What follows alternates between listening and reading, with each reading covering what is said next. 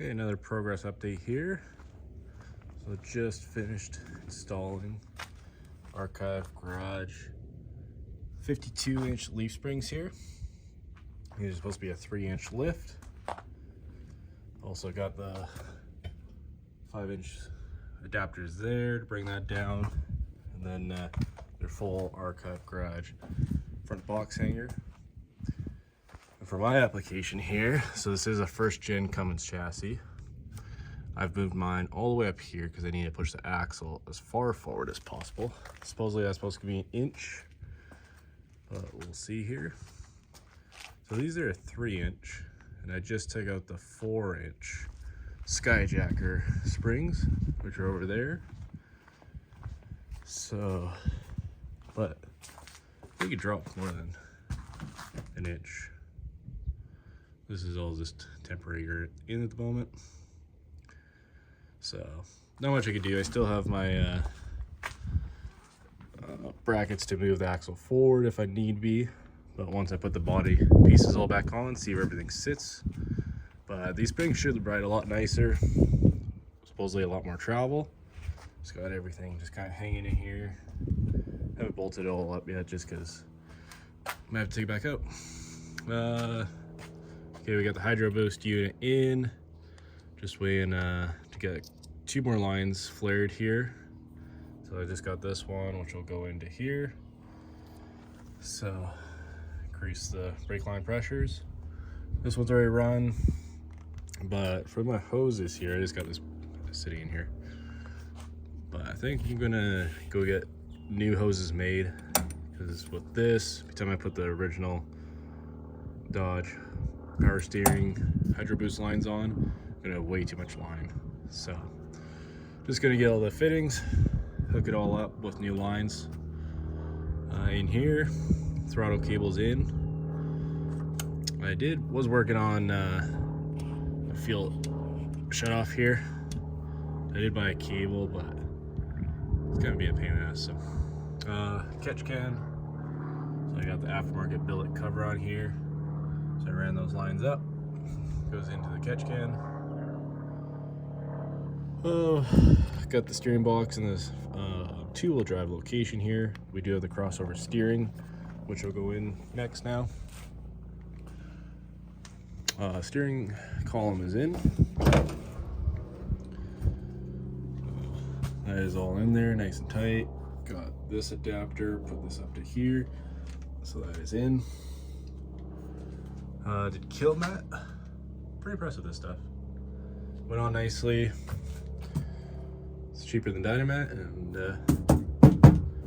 also that tinted sound's gone, so got all the way up in the dash. Everything's underneath, in the doors, up in there.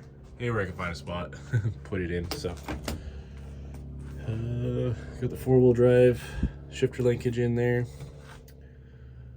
Got this nice little boot today from Pick and Pull, and then try to find these little clips is a pain in the ass. They don't make them anymore, of course.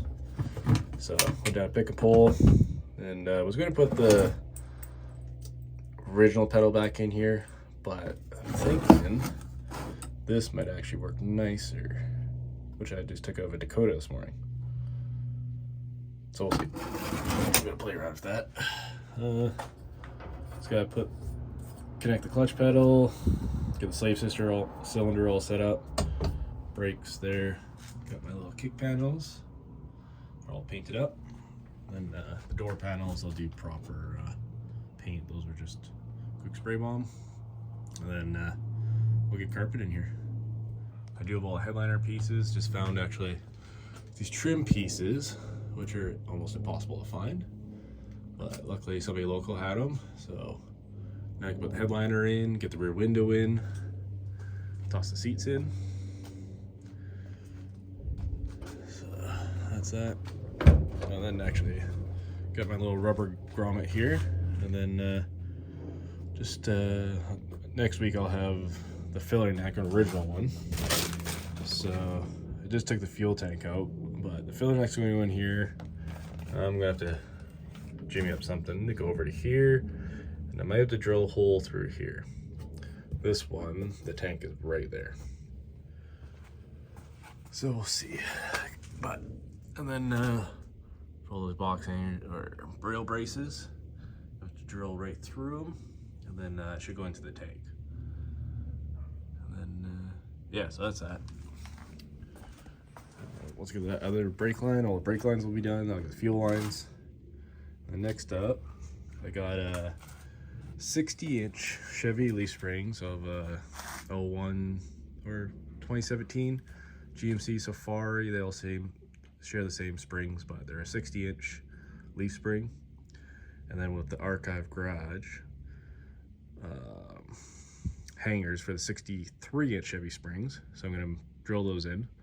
So I got the nice longer springs, take out these 4-inch rear Skyjacker leaf springs. And then the 60-inch will actually push my axle where it is now. The Chevy ones would actually put it back, or the 64-inch springs would bring it back. So 60-60 is a 30-30, so it should stay where actually it is. And then I'll have to use my relocation brackets, which got in here. You can see, so that's a 2-inch block, and then I do have a 5-inch block. So we'll see where everything sits once I put those in. And then I wouldn't mind it another inch down, because I think that'll fill the fender now nicely with the 3-inch. And then another inch down, still give me a good clearance, but won't be as right. So we'll see. Put the fenders on, so they'll have to be adjusted here. There's a couple bolts in there. Got the lights in, just do all the wiring. Nice Fargo tailgate. Things sprayed in here.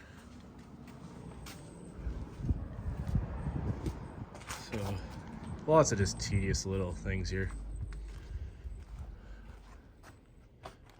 But motor is pretty close to getting ready to fire.